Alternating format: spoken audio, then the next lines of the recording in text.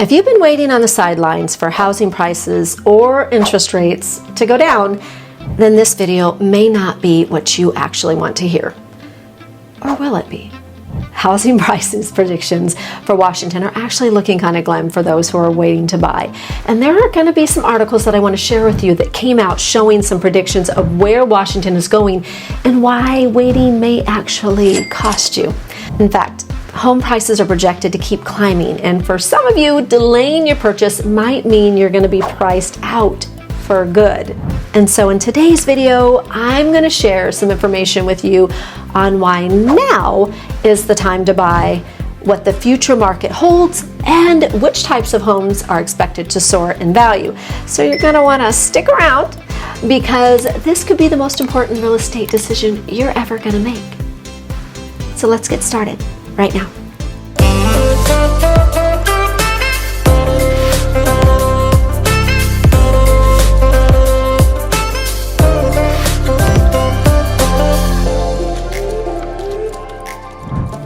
Okay, so let's cut to the chase. Washington housing market is projected to go up. And the recent studies by the Wealth of Geeks, yes, I said the Wealth of Geeks, using data from Zillow and the Bureau of Labor Statistics, they actually predict that Washington will be one of the top 12 states experiencing massive price increases by 2030. This report actually predicts that Washington's average home price by 2030 will be as high as $733,000. And that is going to be the projected average sales price by 2030. Now, mind you, they are actually looking at the whole state of Washington when they say this, and Seattle housing market is much higher than here in Vancouver, Washington. The average home here currently in Clark County is around $570,000, but in some areas like Ridgeville, Valida, Camas, they are actually fast approaching or are already over $733,000. Camas, yes, Camas. So it is important to get into a home now and refinance when the rates decrease if that's why you're waiting. At least you'll be able to enjoy that dream home now versus waiting and not ever getting into it due to home affordability flying out the window. And it will actually lock today's value in for you regardless of what the home prices predictions are actually saying. And boy, are there several predictions coming down the pike that will actually surprise you. There was another article by Yahoo Finance, and it was stating that Washington home prices could rise by 5% by 2030. And of course, it was noting that it was due to the low supply that could not keep up with the soaring demand. And of course, part of that was because of what we called the Great Reshuffling, which was that phenomenon where a lot of us were moving during and after the pandemic, thanks to, in part, in the rise of the remote work options, which was fabulous. And I know that I had seen a lot of people take advantage of this because I help a lot of people who are relocating into the area. And a lot of them relocated into Washington to be closer to family, or they just love the seasons better. They wanted to get away from where they were at because of work. And that remote work option allowed them to do that. So we had a huge influx of people coming into Washington, unlike any other time, which of course gobbled up that home supply. Currently, what is good to know is that right now in Clark County, we actually are still showing a low inventory because we have around 3 months, a little bit less than 3 months currently. Now we do anticipate an actual increase in inventory as time continues, but by how much, we still cannot determine. But what is good to know is that there are new programs that are going to gobble up homes quite quickly.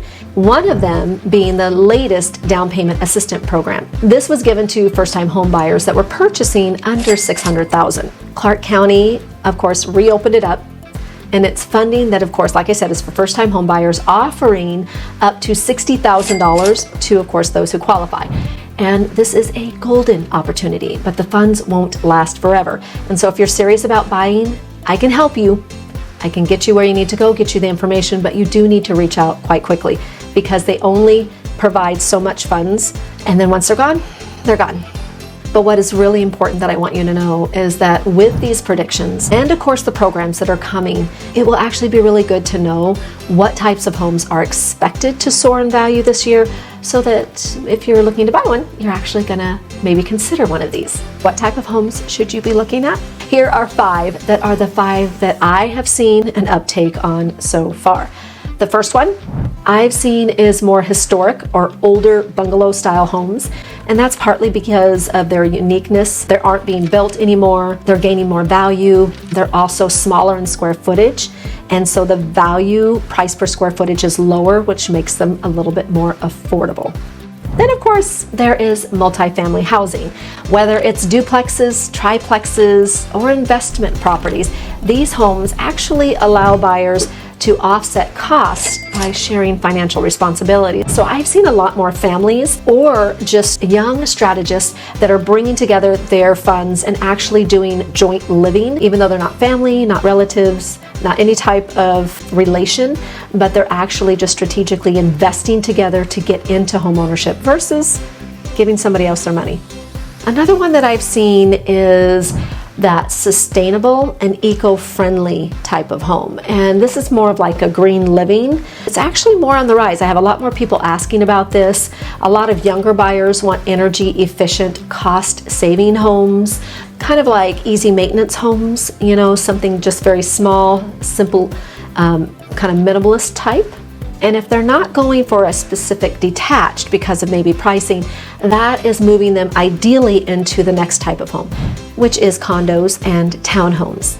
And many people actually prefer low maintenance living, making condos really a hotter market for them because they don't need to paint the exterior, worry about the moss on the roof, even worry about the landscape. A lot of times these are people who are very active, kind of outside of their home, and they have more involvement in other things, and really home care is not something that they want to spend their time and energy on. So this is a natural fit for a lot of the buyers that are coming into the market here in Vancouver, especially those that are coming in kind of in a lily pad, where they're coming and they're getting into something that is theirs with the intent to just hold on to it for 2 years and then transfer that equity into a detached home. The last one, which is a huge topic, and I've actually done a few videos about this because it was one of the laws that changed in 2024, and that was homes with ADUs, accessory dwelling units. Whether it's a garage conversion or a guest house, ADUs provide additional rental income and are becoming highly desirable for merging families or bringing in elderly family members that need more at-home care, and family members who want to provide more of that, because we're actually seeing a huge epidemic of the affordability for senior citizens to be able to be in homes where they can be properly cared for. So a lot of families are now bringing their grandmother, grandparents, mothers, fathers into a ADU style type of property, providing that care for them for affordability. Now you might be saying, I get it. I want to buy a home.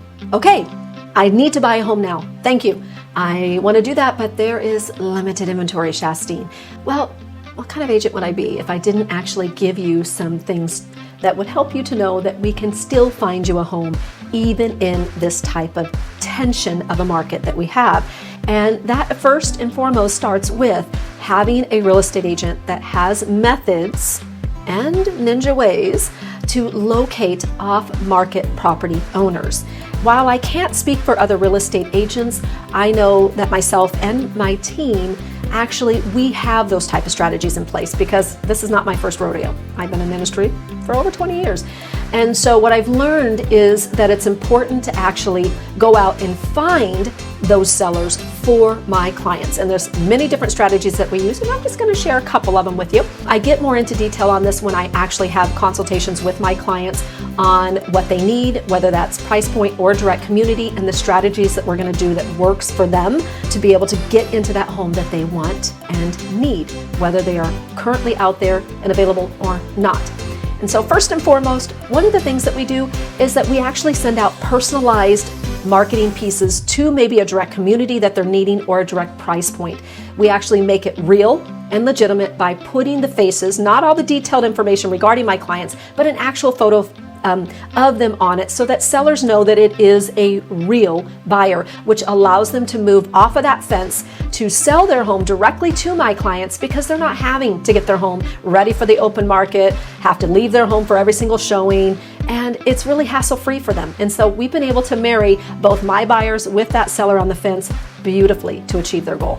Another thing that we do is we actually will target homeowners that have shown interest in the past, and we actually get them to pull the trigger on being able to list their home specifically for our clients. So whether it's through a direct mailer or through other type of targeted methods that we can pull that data from and be able to find them and locate them, we do that as well. Number 3, we of course are very well connected to different programs and collaboration of other agents in our community and area to be able to share off-market coming soon properties so that our clients will be the first ones to know about it before it's even listed. And you might be saying, but I don't know what the interior looks like. Maybe I don't like it.